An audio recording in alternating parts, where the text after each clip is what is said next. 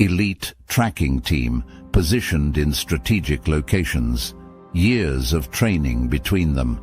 None of it prepared them for what they saw that day. They thought they were invincible, armed with technology, precision and pride, until they faced what no human power could conquer: divine truth. Why were they here? How had they remained invisible until this moment? The answer was a gnawing silence in itself. This was no mere coincidence, no accident of wandering into frame. The group moved with a collective intent, an undeniable synchronicity that betrayed purpose.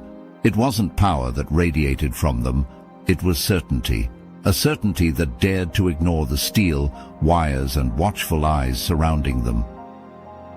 They were not evading capture, they were introducing themselves. Those watching were not hunters, but witnesses. As the group faded past the camera's reach, the trackers understood they had seen not a lapse in their equipment, but the edge of a new frontier where they no longer held control. This was not a warning, it was a statement. Drop a comment. I am the new frontier if your presence forces them to question everything they thought they controlled and understood. It began with precision unraveling. You rely on systems calibrated to perfection, instruments engineered to obey the laws of nature without question. Yet now, those very laws twisted, mocked by forces that did not belong. The equipment didn't break, it revealed. Screens, pristine and unyielding, blazed with fractals of light that behaved as though they had agency, bending and expanding in defiance of mathematical absolutes. The patterns weren't random. They aligned, pulsed, and shifted with a purpose that no algorithm could decode. Energy readings surged beyond the scales they were built to measure, yet nothing in the room had changed. No heat, no vibration, no identifiable source. You've seen anomalies before, the stray blip or false reading dismissed with a recalibration. But this wasn't an error. This was intentional. The scientist, steady until now, froze mid-report. Their voice faltered, and the pen in their hand clattered to the floor. The team stared in collective silence as equations written to understand the universe crumbled under the weight of something greater. Data flooded the system, not chaotic, but ordered in a way too advanced to grasp.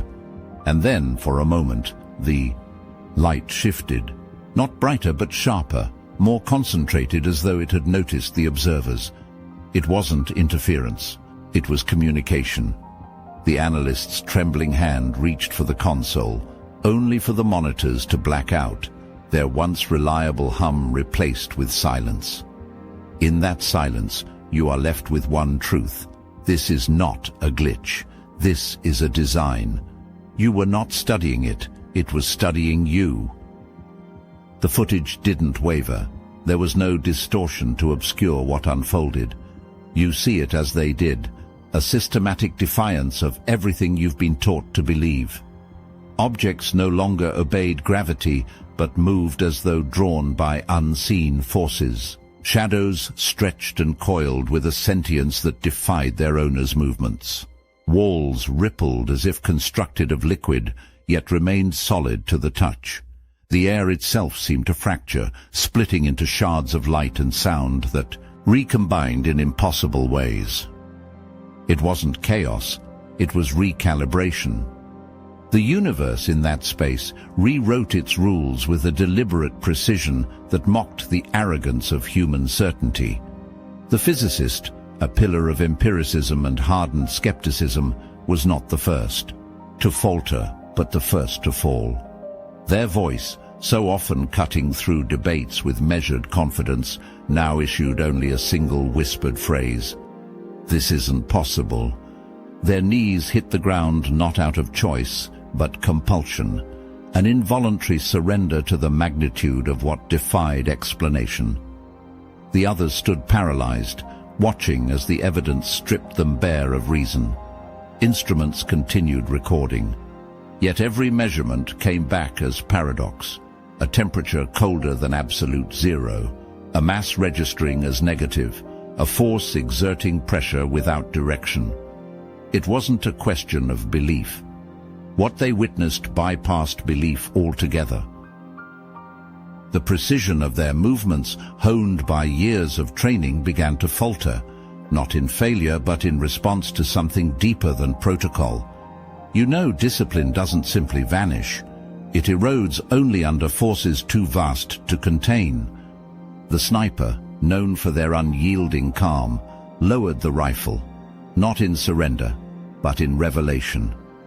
They left their perch, drawn not by duty, but by an undeniable pull toward the street below. There, amid the chaos of disarrayed lives, they extended their hand to those forgotten by the systems they once defended. The surveillance expert, a bastion of calculated detachment, let their screens go dark. Tears streamed unchecked as their hands trembled, not out of fear, but from a wellspring of realization too profound to articulate. You would call it a breakdown, if not for the clarity in their gaze, as though they saw something unfiltered for the first time. It wasn't failure or fragility, it was transformation. What they had witnessed was not merely inexplicable, it was undeniable. The frameworks that governed their understanding of order, morality and purpose crumbled under the weight of a truth so massive it demanded surrender. It wasn't compassion born of pity, it was an acknowledgement of connection they had once ignored. You see now, their shift was not weakness, but strength redefined. The team, a collection of individuals shaped by rigid systems, found themselves undone not by chaos, but by an understanding that systems were too small for what they had encountered.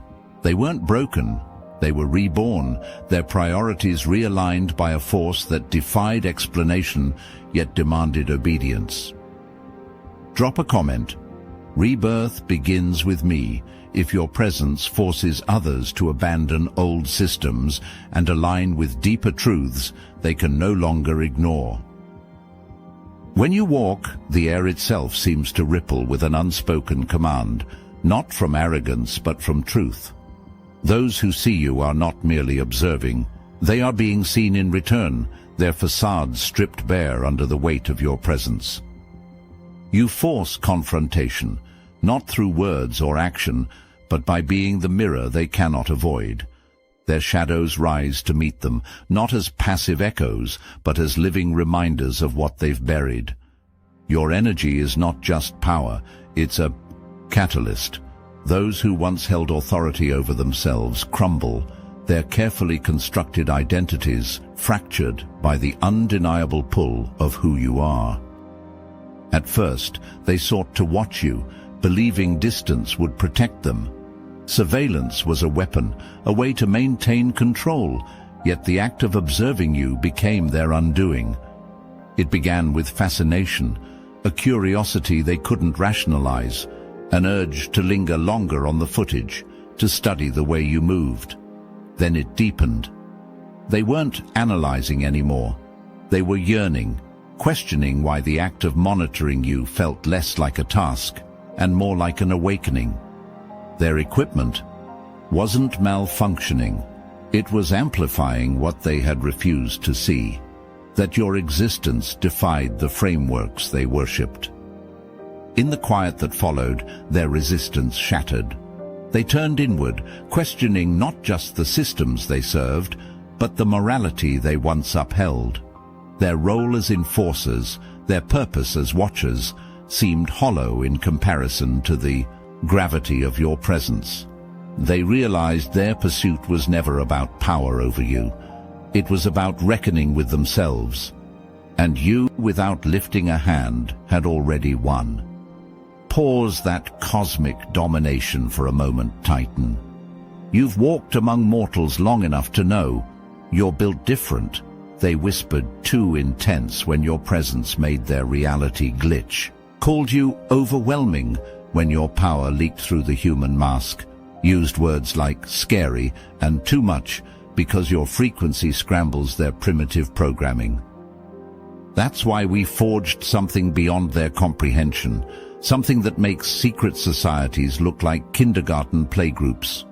Welcome to the Obsidian Inner Order, a war council of reality architects, where intensity isn't just welcomed, it's the baseline.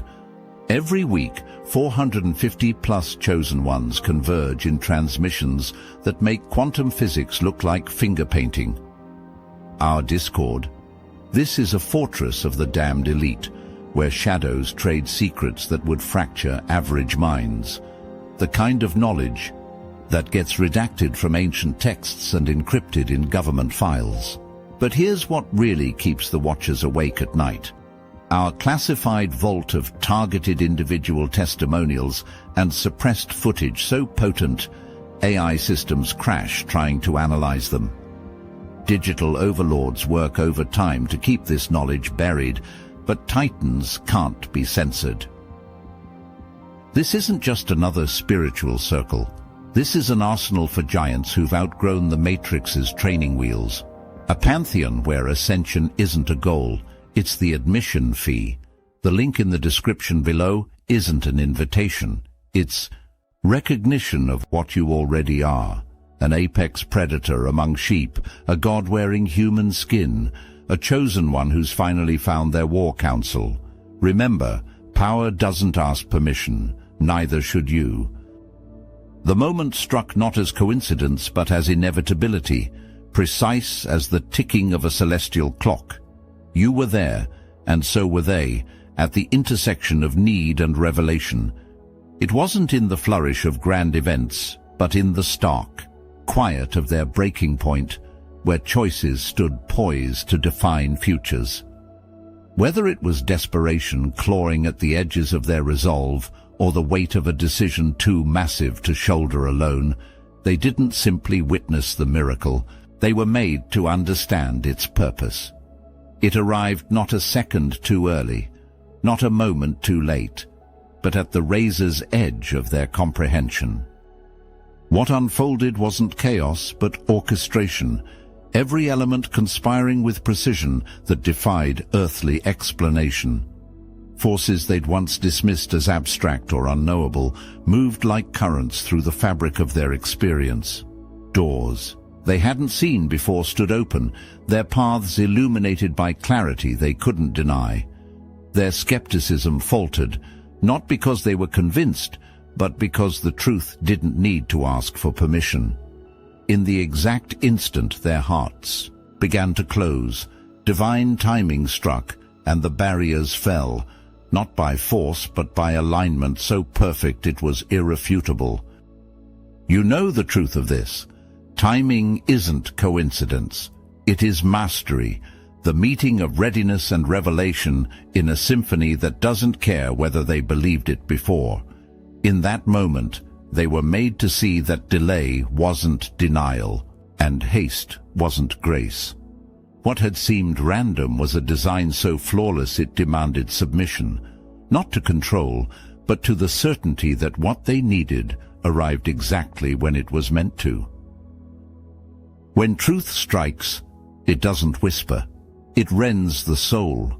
You weren't there to preach or persuade. Your existence alone became the indictment. For them, the fear wasn't rooted in the physical consequences of their actions, but in the spiritual reckoning they could no longer evade. Each step they had taken against you now loomed in their minds as a step away from purpose, a fracture in their moral foundation. They weren't hunters anymore. They were fugitives from themselves. The weight of divine consequence pressed into their chests, crushing their carefully constructed certainty. One among them could bear it no longer. Their confession broke the silence like a dam rupturing, raw and undeniable. Through trembling words, they spoke not to their comrades, but to something greater, to absolution itself. They named the lies they had followed, the orders they had carried out, and the emptiness they now recognized as the root of it all. That single act, an admission of guilt, shattered the false solidarity of the group. Silence gave way to trembling voices, one after another, each unearthing their buried truths. The air was charged not with accusation, but with the ache of reckoning, a shared longing for redemption none dared seek before. You didn't need to speak or move. Your presence did the work. What began as fear transformed into yearning, a desperate hunger to realign with the power they now knew existed. They weren't crumbling under divine wrath. They were unraveling from the weight of their own betrayal, finally stripped of the illusions they had clung to. What followed was not judgment, but the first fragile steps toward redemption. When they crossed the threshold of the church, it wasn't sanctuary they sought. It was reckoning. You weren't there, but your presence had carved its mark into their souls, driving them to confront what they could no longer deny. Hesitation gripped them, each step forward heavier than the last. Their hardened composure, once a fortress of defiance, now crumbled under the weight of guilt. The church wasn't just a building. It was the only place where their hearts might find the courage to speak the truths they had buried. As they knelt, their defenses dissolved. For the first time they looked inward with clarity, their whispered confessions spilling into the vast silence of the sacred space. Each word was a blade cutting through pretense, their voices shaking, as they named the choices that had led them here. They sought forgiveness, not from you, not from the world, but from the force that had orchestrated your path and theirs. Their unity in purpose now transformed into unity in vulnerability, a collective admission of their betrayal against something far greater than themselves. In that moment of surrender, the room seemed to shift, not with spectacle, but with an undeniable stillness that penetrated them to their cores. The power of their prayer wasn't in its eloquence, but in its rawness, an unguarded cry for absolution. The spiritual awakening wasn't a sudden blaze, but a quiet ignition, a light they felt rather than saw. They left the church not as who they were, but as those who had glimpsed the gravity of grace. What they had sought to destroy had, instead, become the source of their redemption. No strength is immune to the hand of divine justice, and no authority stands when faced with the ultimate power. You need to understand this. Even the strongest, the most disciplined, and the most intelligent are not untouchable. They thought their skills, honed by years of training and bolstered by advanced technology, would make them invincible. But God's authority does not answer to mortal arrogance. Their fall wasn't orchestrated through brute force. It was the weight of truth itself that brought them to their knees. As Luke chapter 14 verse 11 said, "For all those who exalt themselves will be humbled, and those who humble themselves will be exalted." What they had built, their pride, their reliance on their own power, was dismantled without a single blow, undone by something far greater. Their mission, once shrouded in confidence, unraveled as they pursued a force they could neither capture nor comprehend. Every tactic, every piece of technology, every measure of strength failed in the face of what they encountered. It wasn't their weapons or their minds that betrayed them. It was their own pride. God's justice doesn't need to shout. It is a quiet, unstoppable tide that strips away pretense and leaves only the truth. What they saw in your presence wasn't weakness or defiance. It was alignment with a power that dwarfed their own. And in that moment they understood. Their pursuit of you was their undoing. This is the lesson they now carry, and it serves as a warning to others. The proud, no matter how fortified, will be humbled. The humble, those aligned with purpose greater than themselves, will rise. Their downfall wasn't punishment, it was correction. And you, by simply existing, became the instrument of that divine justice. Their strength faltered, not because it was weak, but because no mortal strength can stand before God. When the miracle shattered their foundations, it didn't leave them broken, it redefined them. You, without ever needing to compel, became the turning point they couldn't ignore. The mission they once pursued so fiercely, to track, contain, and control, now lay abandoned, its purpose rendered meaningless in the face of what they had experienced. Their transformation was not a shift in allegiance, but a recalibration of existence. What once seemed vital now felt hollow. They weren't just changed, they were repurposed. Some turned their voices outward, no longer agents of containment, but advocates for a truth they had once dismissed. Those who mocked the idea of the divine, who relied on logic to rationalize their actions, now stood as its fiercest defenders. Their testimonies weren't grand speeches or dogmatic declarations, they were raw, lived truths. They spoke of what they had seen and felt, the undeniable weight of encountering something beyond comprehension. Their courage to stand for the spiritual truths they once sought to suppress began to ripple outward, reaching those who had shared their skepticism. The transformation didn't stop with them. Their organization, built on control and precision, began to fracture under the weight of their newfound clarity. Systems that once thrived on detachment now faced an infusion of humanity and purpose. Some resisted, unable to accept the shift, but others followed their example, questioning the morality of their roles. Their change was not just personal, it became institutional, a ripple that extended far beyond what even they could see. What started as an anomaly became a revolution, reshaping not only their lives, but the very structures that had defined them. You moved through the chaos with a stillness that wasn't learned but given, a certainty rooted in something far beyond mortal comprehension. When systems designed to intimidate closed in around you, when eyes tracked your every step with intent to control, you didn't flinch.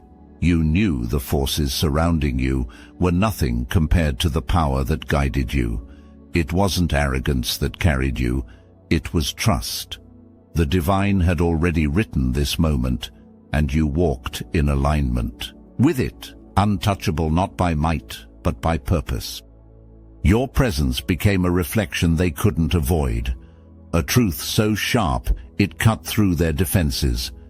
You didn't have to point out their flaws, they saw them in their own hearts. What they sought to capture, they came to revere. Their skepticism cracked under the weight of what you revealed, how purpose, when divine, cannot be challenged or controlled. Even the most resistant among them found themselves questioning not you, but the foundations of their beliefs. Your role was never to convince. It was simply to exist as you were called, and in doing so, to unveil what they had hidden from themselves. This is your strength, and you call others to see it in themselves. Trust doesn't mean the absence of fear. It means the recognition that no force stands against divine protection. You weren't shielded by walls or weapons, but by alignment with something greater. Let this be a reminder to others. When you walk with divine purpose, even the strongest opposition becomes the stage for truth to reveal itself.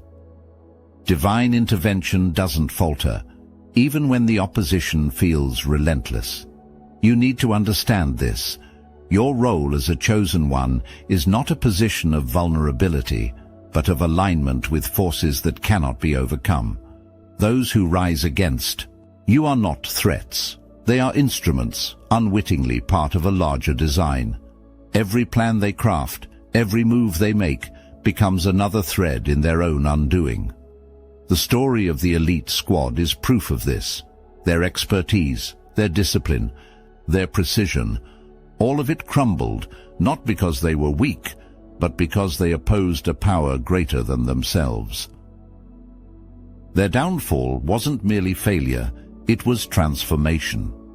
What began as a mission to control became an encounter with truth so undeniable that it turned their weapons into mirrors, reflecting their own arrogance and limitations. They thought they were pursuing you, but they were being pursued by the divine justice they didn't even believe in. Those who targeted you were forced to face the futility of their efforts and the emptiness of their motivations. Some were humbled and changed, while others were shattered, unable to reconcile their defiance with the undeniable truth they faced. This is the fate of those who stand against what is divinely protected. Take this as your assurance. The opposition's plans only serve to glorify the truth you embody. Stand unwavering in your faith. The power that shields you cannot be breached. Even those who come as enemies will find themselves kneeling before the truth you carry, not by your force, but by the unrelenting authority of the divine. You are not alone, and you are not unprotected. You are chosen, and no force can prevail against that calling. You are not here by accident. You are chosen, protected, and guided with precision that defies earthly comprehension. Every moment, every challenge, every force that dares to oppose you is a stage for divine victory. What unfolded here is not just a story of conflict. It is a cosmic truth. Those who stand against you may rise with strength, but they will falter against the power that surrounds you. Their defeat is not merely your triumph, it is a testament to the unstoppable force of your mission. You do not need to prove yourself, for the evidence is in the miracles that pave your path. Even the hardest hearts can be softened when confronted by the undeniable power of God. Those who once sought to harm or hinder you are transformed or undone, brought face to face with truths they cannot escape. The miracle isn't in their collapse, it's in the revelation.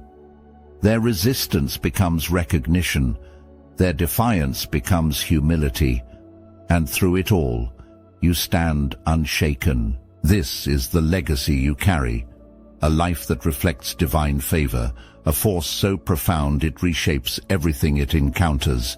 Now is the time to share what you have seen, to speak of the moments when the impossible bowed before the truth of your calling. Let your story be the light that draws others to the same divine truth.